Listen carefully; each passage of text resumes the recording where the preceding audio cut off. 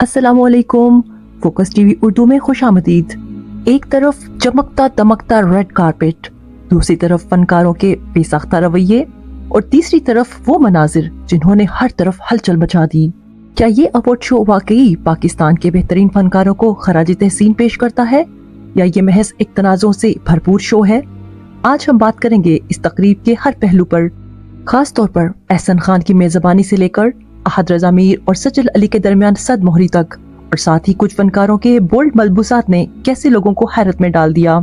सबसे पहले बात करते हैं अहद रज़ा मीर और सज्जल अली की, जो इस अवार्ड शो के सबसे ज्यादा जेर बहस रहने वाले फनकार थे।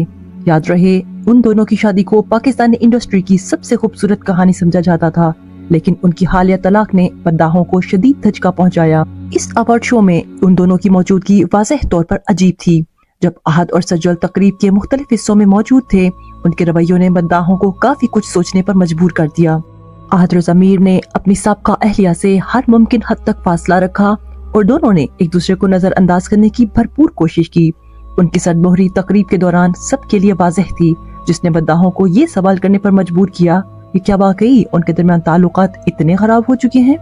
अब बात करते हैं बोल्ड मलबूसात की, जो इस अवार्ड शो का सबसे बड़ा बाइस बहस पहलू बन गया। एमन खान, जो हमेशा अपने सादा और खूबसूरत लिबास के लिए जानी जाती हैं, इस बार एक बोल्ड लिबास में नजर आईं जो मद्दाहों को हैरान कर गया। आयशा उमर, जो अपने मुनफरिद अंदाज के लिए मशहूर हैं, ने एक ऐसा लिबास पहना जो कुछ लोगों को बहुत पसंद आया, लेकिन कई लोगों ने इसे गैर मौजू करार दिया।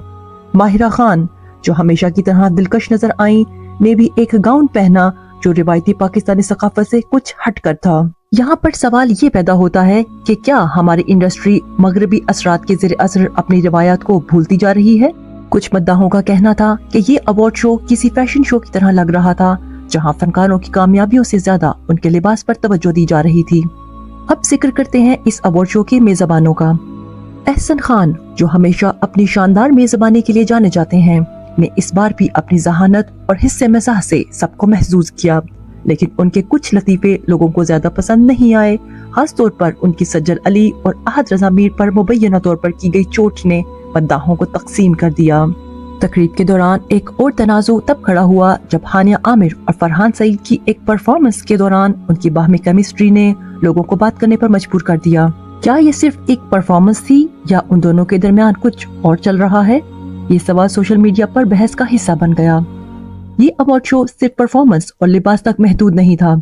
चंद मशहूर शख्सियात के बयानात ने भी तकरीब को तनाज़ुक की जद में ले लिया।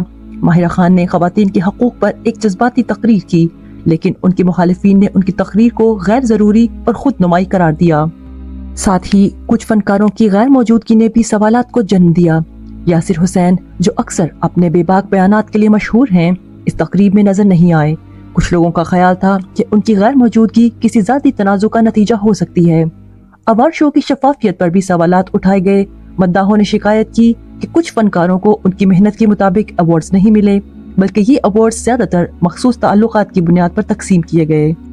नाजरीन, ये अवार्ड शो वाकई पाकिस्तान की इंटरटेनमेंट इंडस्ट्री का एक अहम हिस्सा है, लेकिन इसमें होने वाले तनाज़े और सवालात ने इसके असल मकसद को कहीं न कहीं पीछे छोड़ दिया है।